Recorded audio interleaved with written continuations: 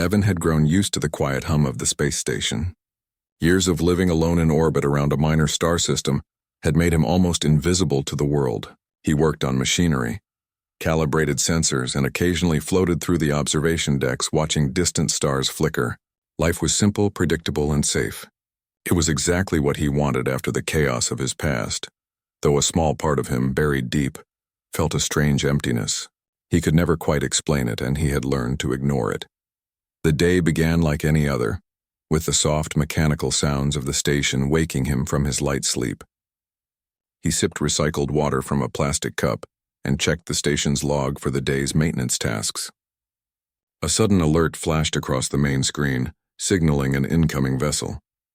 It was unlike any ship he had ever seen, sleek, angular, and almost organic in shape, as though it had grown rather than been built. Evan frowned. The ship's energy signature was massive, far beyond anything belonging to ordinary traders or even military patrols. Within minutes, the docking clamps engaged, and a hatch opened with an eerie hiss. Two towering alien warriors appeared, their armor shining with strange metallic colors reflecting the station's lights. They moved with a fluid precision, and Evan instinctively felt tension rise in his chest. He had faced danger before, but something about these beings was different. They weren't here to negotiate, they were here for someone specific. From between the warriors stepped a figure that made him stop in his tracks. She moved slowly, almost cautiously, her steps assisted by a polished cybernetic leg. Her presence was quiet yet commanding. Her skin had a soft iridescence, and her eyes, large and expressive, fixed on him with an intensity that stole his breath away. She looked human in some ways, but entirely alien in others. She stopped a few feet from him, her gaze locked on his face. Her voice, soft yet firm, broke the silence. "Do you remember me?" she asked. Her words carried weight, as if centuries of history rested on them. Evan blinked, confused. The question made no sense. I'm sorry. I don't—" "You do," she interrupted gently, stepping closer. "You just don't know it yet. I am Princess Sira. We were bound together long ago." Evan's mind raced. He did not recognize her. The name meant nothing to him, yet a strange pull tugged at his chest, an inexplicable familiarity that made his hands shake slightly. He remembered flashes, vague, fleeting, of being somewhere harsh and alien, of holding someone fragile yet strong in his arms. But the memories were fragmented, incomplete, like stars seen through clouds. Sira extended her hand, showing him a small mark glowing faintly on her wrist. "This mark," she said, "is the same as yours. It proves our bond." Evan looked at his wrist, and to his shock, there it was, a glowing sigil he did not remember getting, a soft light pulsing gently against his skin. His heart thudded painfully. What was this? How could he not remember something so important? Sira's voice was steady but soft, almost pleading. "Years ago, we were trapped together on a hostile world. You saved me when I could not walk, when my strength failed me. We swore an unbreakable bond, a promise of loyalty and protection. Even now I have returned to find you because in my culture, such promises cannot be ignored. You are still mine, and I am still yours." Evan felt a cold shiver run down his spine. The room seemed smaller, the walls pressing in, and yet he could not step back. His instincts screamed caution, but every part of him wanted to reach for her, to touch that glowing mark, to remember. I don't understand," he whispered, though his voice carried a tremor of something deeper, something he could not name. "I don't remember." "You will," Sira said softly. "The heart remembers what the mind forgets." She smiled faintly, a mixture of hope and sorrow, and it pierced him in ways words could not describe. The warriors, sensing no threat from Evan, stepped back respectfully, leaving the two of them alone. Evan's mind struggled to make sense of everything. He had spent years repairing machines, calibrating instruments, avoiding danger, and suppressing memories of past missions. And yet now, standing in front of this alien woman with her glowing mark and those large, expressive eyes, he felt as if a part of him had awakened. I need to know," he murmured. "Why now? Why are you here?" Sira's gaze softened. "Because our time has come. Your past is calling you back. You do not remember, but the bond between us never faded. And there are forces that will not let me wait forever. I have returned to claim what is ours, not by force, but because you are meant to choose again." Evan swallowed hard. He did not know if he was ready, if he could accept what she said. Yet he could not turn away. There was a pull stronger than fear, stronger than logic. It was as though a thread from another life had tied itself to his heart and tugged at him relentlessly. Reluctantly, he agreed to accompany her, not as a husband, not yet, but as a guest. They would travel to her homeworld, and perhaps there, the truth of the bond, the memories he could not reach, would reveal themselves. The journey through space was long and quiet. Evan watched the stars and Sira watched him. She did not speak much, and neither did he, but each silence was filled with meaning. Small things reminded him of her, the way she tilted her head when examining the ship's controls, the careful precision of her movements and the subtle expressions of patience and resilience in her eyes. One night, as the ship passed near a field of asteroids, Sira approached him quietly. She handed him a small data chip. "This," she said, "contains recordings from the time we spent together. Perhaps it will help you remember." Evan hesitated, then inserted it into the ship's viewer. The screen flickered to life, showing fragmented memories. Him holding her when she had fallen, carrying her across rocky terrain, shielding her from explosions and alien predators. He saw flashes of laughter, of fear, of exhaustion and triumph. And suddenly the emotions hit him harder than anything he had ever felt. It was as though his heart remembered everything his mind had forgotten. I remember," he whispered, tears stinging his eyes. "I remember you. I remember us." Sira's hand found his, and he instinctively held it. The glowing marks on their wrists pulsed softly, as if acknowledging his return. She smiled, a mixture of relief and quiet joy. "Yes," she said. "And now you have a choice. You may follow your old path, or you may forge a new one with me. The bond is not just memory. It is a promise, and promises, Evan, are stronger than the stars." For hours they sat side by side, speaking little but feeling everything. Evan realized that his life, once calm and predictable, had been waiting for this moment. He could no longer ignore the call of his heart, the pull of the bond that had survived memory, distance, and time. By the time the homeworld's glow appeared on the ship's sensors, Evan felt a strange calmness. He did not know what awaited him, nor what the royal court would say about the human who claimed the princess. But he knew one thing. He would face it with her, and he would choose her, not because he remembered being forced to, but because he wanted to. The planet loomed large before them, a swirl of colors, mountains and oceans unlike any he had ever seen. Sira looked at it with reverence. "This is my world," she said softly, "and soon you will see why our bond matters to more than just us." Evan's heart pounded. The adventure ahead would test him, challenge him, and perhaps even change him in ways he could not imagine. But for the first time in years he felt alive. He had forgotten the past, but he had found the present, and in it, the possibility of a future unlike any he had ever known. And as the ship descended through the atmosphere, Evan finally asked the question that had lingered since the moment he had first seen her. "Sira, did I love you?"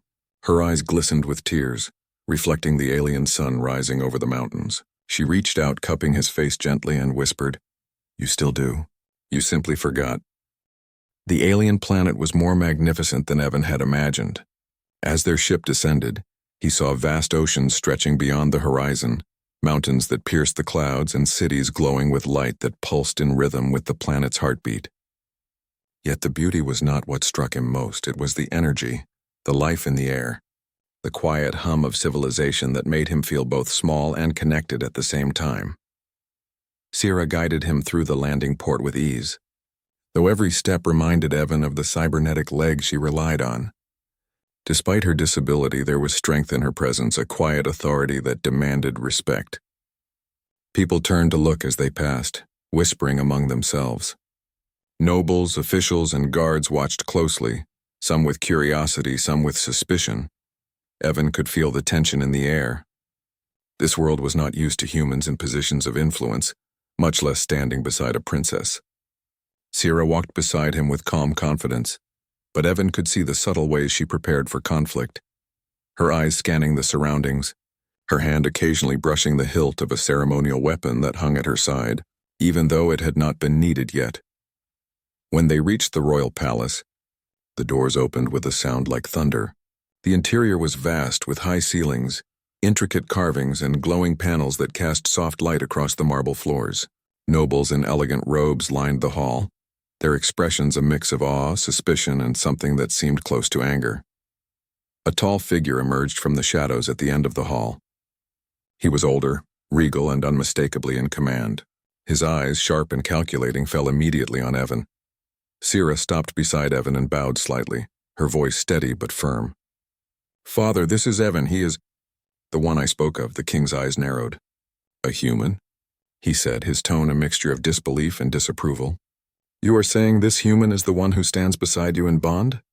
"Yes," Sira replied, unwavering. "He is not just a guest. He is part of my life. We share a bond that cannot be broken, not by distance, nor time, nor memory." The court erupted in whispers, and the king's gaze hardened. He stepped closer, his presence filling the hall. "Do you understand what this means, daughter? A human is not suitable to rule beside you. How can our people accept this?" Evan's chest tightened.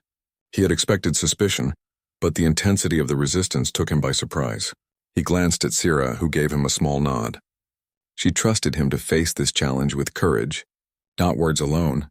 I may not look like much," Evan said slowly, his voice calm but firm. "But I will prove my worth, not to please anyone, but because I choose to stand beside her. I do not ask for your approval, only your understanding that our bond is real." The king studied him carefully. "Real? You are a human. You barely survived your own world. How can you possibly survive ours and defend the princess from the dangers she faces?" Evan swallowed and met the king's gaze. "I may not be of your world, but I have faced dangers you cannot imagine. I have fought beside her, protected her, and honored our bond. That is not a memory. It is a promise I make again today." Sira stepped forward, placing her hand gently on Evan's arm. "Father, the bond we share is sacred. It is recognized by the laws of our ancestors. If you challenge him, he must succeed in a ritual trial. Only then will his worth be proven." The hall fell silent. The nobles looked at one another nervously. Some whispered approval, others muttered doubt. Finally, the king nodded slowly. "Very well," he said. "The trial will determine if this human is worthy. If he succeeds, he may remain beside you. If he fails—" He let the sentence hang, heavy with implication. The trial was unlike anything Evan had encountered. It was a combination of mental strategy, physical skill, and the ability to adapt to alien conditions. He was tested in arenas filled with shifting terrain, dangerous creatures, and complex puzzles that required ingenuity rather than brute strength. He quickly realized that the aliens valued clever thinking as much as courage. The first challenge involved navigating a labyrinth filled with traps. Evan observed the patterns carefully, noting the timing of the moving walls and energy barriers. He used his knowledge of engineering and spatial reasoning, learned during his years repairing machinery in space, to find a path that no one expected. Sira watched from the sidelines, her expression a mix of pride and relief as Evan emerged from the labyrinth unscathed. The second challenge involved confronting a creature native to the planet, a massive beast with multiple limbs and sharp, crystalline teeth. The creature lunged with deadly speed, and Evan instinctively dodged, using the environment to his advantage. He trapped the creature using a combination of quick thinking and makeshift tools, avoiding harm while proving his courage. Throughout each trial, Evan began to notice something remarkable. The bond between him and Sira seemed to influence the world around them. When he paused to assess a trap, her presence gave him clarity. When he hesitated before a creature, he felt her strength within him. It was as if the bond was more than symbolic. It was real. A connection of heart and spirit that gave them both power. After hours of trials, the final test was presented. A strategic challenge involving multiple teams from the court, each trying to claim a valuable relic from a floating platform suspended above a simulated chasm. The humans' tactics differed from the aliens, where they relied on speed and strength. Evan used coordination, misdirection, and calculated risk. Slowly, team by team fell into error, leaving Evan and his allies with the relic. The judges, nobles, and even skeptical warriors watched in stunned silence. When the challenge concluded, the king approached Evan. His expression was unreadable, but there was a faint glimmer of respect. "You have proven your worth," he said, "not by might alone, but by intelligence, courage, and the loyalty you have shown to my daughter. You are not like any human I have known." Evan felt a mixture of relief and exhaustion. He had faced judgment, alien skepticism, and deadly trials, yet he had prevailed. More importantly, he had done it with Sira by his side. He glanced at her and she smiled softly, a smile that radiated warmth and pride. In the quiet moments that followed, Sira led Evan to a balcony overlooking the alien city. The sun was setting, casting long shadows and bathing the skyline in shades of pink and gold. She turned to him, her eyes shining with emotion. "You chose to stand with me, even without full memory, even without certainty. That is why our bond is stronger than ever. Not because of the past, but because of the choice you make now." Evan reached out and held her hand, feeling the familiar warmth of their glowing marks. "I remember everything now," he said softly. "Not just the past, but why I care for you, why I would face anything to be with you. I choose you again, Sira. Not because I am told to, not because of law, but because I want to." Tears shimmered in Sira's eyes as she leaned closer, brushing her forehead gently against his. "And I choose you, Evan. Not because the bond demands it, but because my heart will not allow anything else." The world around them seemed to respond. The city lights pulsed, reflecting the rhythm of their bond. The wind whispered through the towers, carrying the promise of a future forged by choice, courage, and love. For the first time in both their lives, they felt complete. The days that followed were filled with adjustment and learning. Evan began to understand the politics of Sira's world, the responsibilities she carried, and the ways in which he could support her. He studied her culture, learned the customs, and trained in ways that were foreign to him, all while maintaining his humanity. In turn, Sira adapted to his ideas, listened to his strategies, and appreciated his perspective. Together, they became a team stronger than either could be alone. Even the court began to accept them. While some nobles continued to grumble, most grew to respect Evan for his intelligence, courage, and unwavering loyalty. Slowly, whispers of admiration replaced words of doubt. He had not only proven himself through trials, but through his choices every day. Weeks later, in a quiet ceremony that honored their bond, Evan and Sira stood together under the twin suns of the planet. Their glowing marks pulsed in harmony, signaling a union not imposed by law or circumstance, but chosen freely by both hearts. The king, once skeptical, watched with a measured pride, understanding that his daughter had found someone worthy, not just in strength or status, but in spirit. As the sun set, painting the sky in brilliant shades, Evan took Sira's hand and looked into her eyes. "Whatever challenges come," he said, "we will face them together." Sira smiled, her voice calm and unwavering. "Together," she repeated, and for the first time in both their lives, they felt the certainty of belonging, the power of choice, and the unbreakable bond of two souls who had found each other across worlds, time, and memory. The alien city glittered beneath them, but it was nothing compared to the light that burned between Evan and Sira, a light that neither memory nor distance could ever extinguish. And as the twin suns dipped below the horizon, they knew their story had only just begun, a tale of courage, love, and humanity that would echo across the stars.